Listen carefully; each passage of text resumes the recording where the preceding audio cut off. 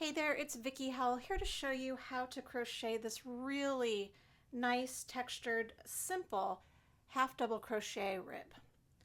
All right, so you're going to start with the foundation chain and you're going to work in the third chain from the hook. So the one on the actual hook does not count, but the one that it's attached to right here does. So that's 1, 2, 3. So we're going to work a half double crochet in the third chain from hook. So we yarn over, insert in the chain. You'll have 3 loops on the hook, yarn over, pull through all 3 chains on that hook. Okay, so that's your first half double crochet worked. And now we're going to continue across. So in every chain, all the way to the end, you're just going to work that same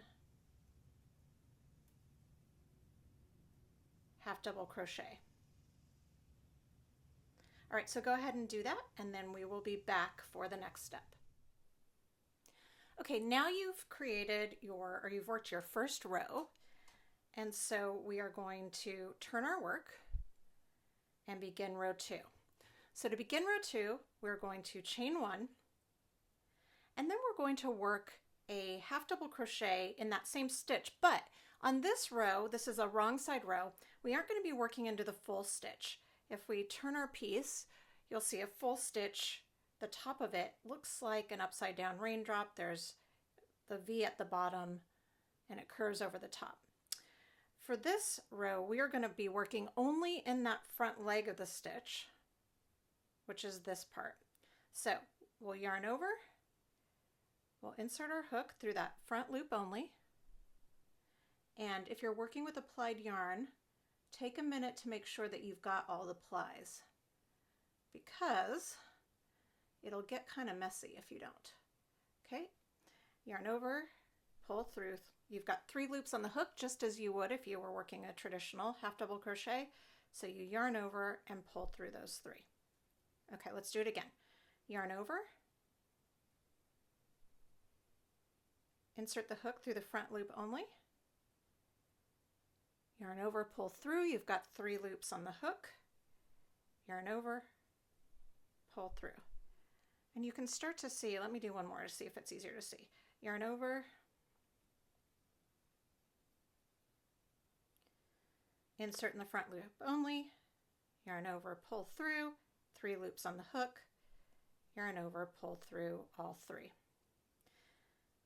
And you can sort of see the action is happening on this right side, where the back loop, or excuse me, it'll be the front loop on your right side, but the back loop on this side, because it's not worked, it's creating just this line. So you're just seeing the leg, and that is what, let me bring this closer, and that is what creates these little, one of the steps that creates these little lines that create the rib look. So go ahead and continue working this wrong side row. This is row 2, where you're working in the front loop only. That's an Hdc-FLO. All right, see you back here in a sec. Okay, we've finished our row 2, which is a wrong side row. We're going to flip our piece, and this is the right side row. And you can see already that little bit of texture happening. All right, from here, we're going to chain 1. We're always going to do that when we start our rows. And then we are going to do the opposite of what we did on our wrong side row. So this time, we'll be working our half double crochets in the back loop only. So to do that, we yarn over, we look at our little upside down raindrop, and we want to go in the back of it only. Yarn over, pull through, so you have 3 loops on the hook. Yarn over, pull through all 3. All right, let's do that again. Yarn over, oops, insert in the back loop, yarn over, pull through, yarn over, pull through 3. And what that's doing is that's setting this row back. So the fabric will dimensionally be just a scotch further back, and that creates that depth and that texture that we're talking about in combination with the lines that are created from the wrong side row. So you're going to continue working in the back loops all the way to the end of that row.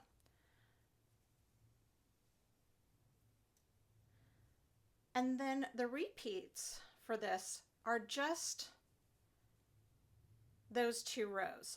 Although I have it written, if you are working off of my mood ring make-along pattern, I have it written that row 3 and 4 are the repeat, and that's just because for ease of reading, I wrote row 2 again, just so I could have the repeats start on a right side row. So we're working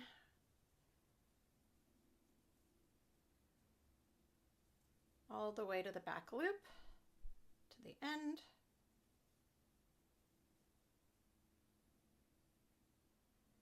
And you're not working in that beginning chain 1 ever. That's just a little breathing room. You are working in the back loop of that actual half double crochet.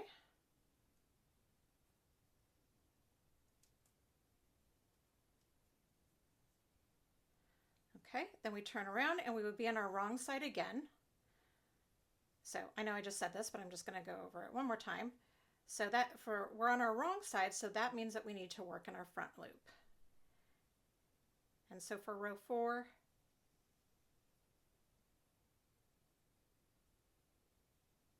we're going to just repeat what we did for row 2, which is work in the front loop only all the way to the end. And as I just said, your repeat are rows 3 and 4.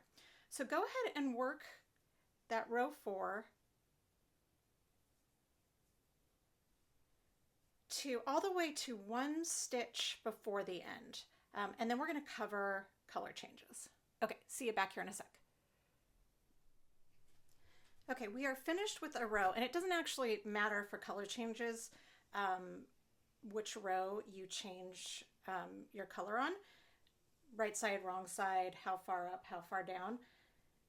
What you do need to know though is that you join the color on the last step of the last stitch of the row before you need that color. So what that means is, for this one, you know, I'm working a front loop, half double crochet, but if you're changing on a different row, you might want to just work the back loop. It might be a traditional one. Wherever you are changing colors, all you need to know is that you work that stitch as you normally would for the row that you're working on. So for me, that's this front loop, as I said. So for half double crochet, the first step, inserting the hook, right? Yarn over and you pull through. That's the second step. So you have 3 loops on the hook. There's only one more step to a half double crochet, regardless of which type you're doing, and that is to yarn over and pull through the last 3 loops. This is the point where you're going to join your next color. So to do that, you want to make sure that you leave a tail that's long enough to weave in later. You're just going to lay your new yarn, your new color or new ball of yarn. This would be the same if you weren't changing colors but ran out of yarn, over the hook, and you're going to pull that through all 3 loops. And now you've joined your color. It might be helpful, you'll undo it later. I like to set my piece down and do a really loose, sort of like half knot, that I'll take apart when I'm weaving in ends later. It just kind of keeps it a little bit more secure. But if you don't want to do that, you can come and tug at it later. Okay, from that point, you could cut your other color, just making sure to leave a tail that's long enough to weave in. And from here, you would continue as the pattern calls for, working whatever stitch pattern. For me, this is a back loop only half double crochet is called for in the pattern at that point.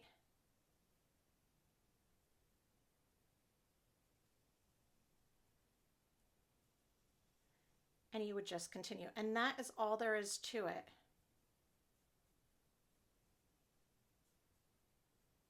To changing colors for crochet, and specifically for this lovely half double crochet rib. All right, you are all set. You know all you need to know to create your piece in this rib stitch pattern. If you have any questions, just post them in the comments section. Thanks a lot.